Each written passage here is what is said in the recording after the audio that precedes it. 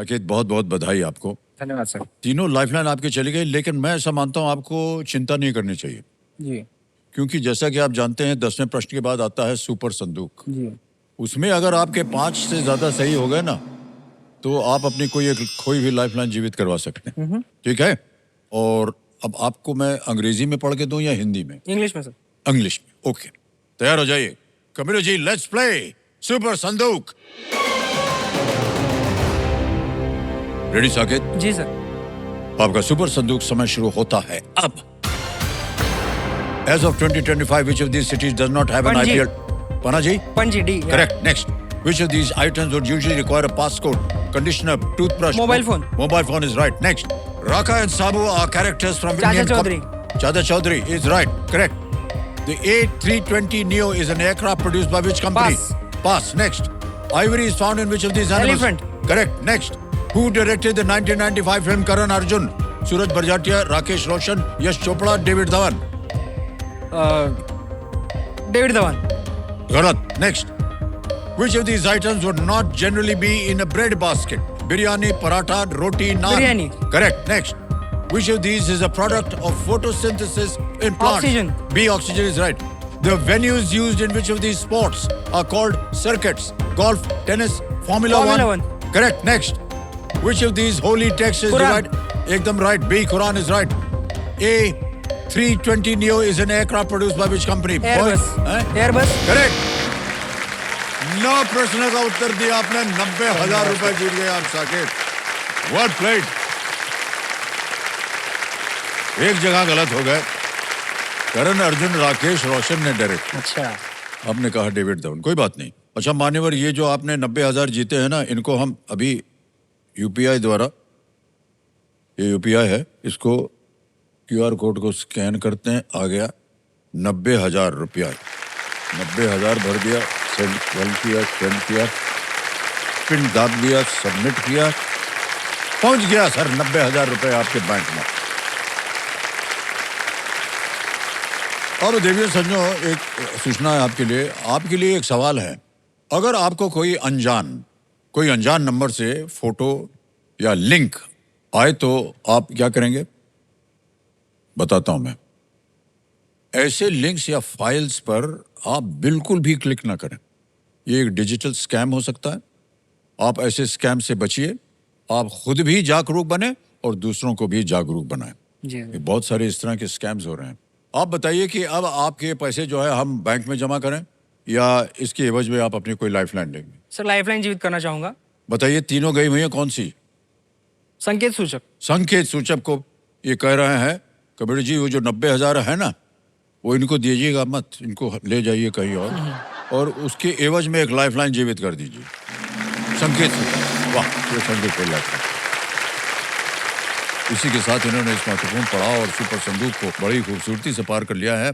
और इस उपलक्ष्य में बड़े गर्व के साथ माता जी गोवर्धन जी के 2 साल का गौरवशाली भंडार आपको दिया जाता है। Thank you sir. आपको नहीं दे रहे हैं क्योंकि हमको मालूम है जाएगा उधर ही। माता जी की तरफ से थैंक यू। हाँ जी, ओके। ये घी जो है गाय के दूध से बना है, पूर्ण रूप से शुद्ध है, सुनहरा है और दानेदार है। बहुत बहुत बधाई आपको साकेत। अगला प्रश्न आने वाला है और ये है 12.5 लाख का। केवल एक ही लाइफलाइन बची है आपकी संकेत सूचक की। 12वां प्रश्न, 12,50,000 रुपए आपकी स्क्रीन के ऊपर ये रहा।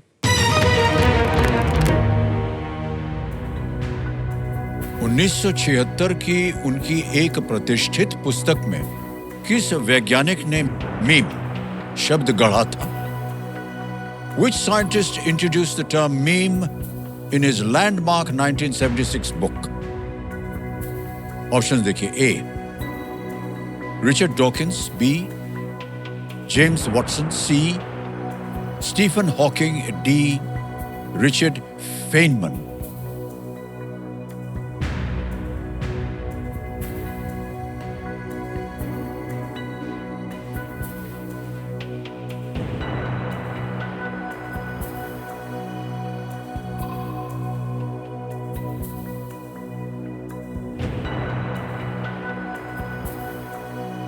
सर सर इसका आंसर है ए रिचर्ड डॉकिंस, उनकी बुक थी द सेल्फिश जीन, उस किताब से ये शब्द आया है सर मीम। तो please lock option A Richard Dawkins. बड़ी कॉन्फिडेंटली कह रहे हैं ए रिचर्ड डॉकिंस पे ताला लगाया जाए।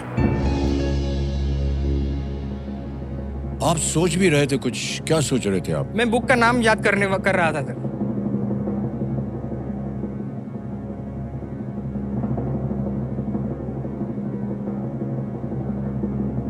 $12.5 लाख जीत गए आप।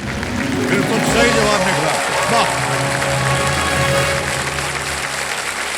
Well played Saket.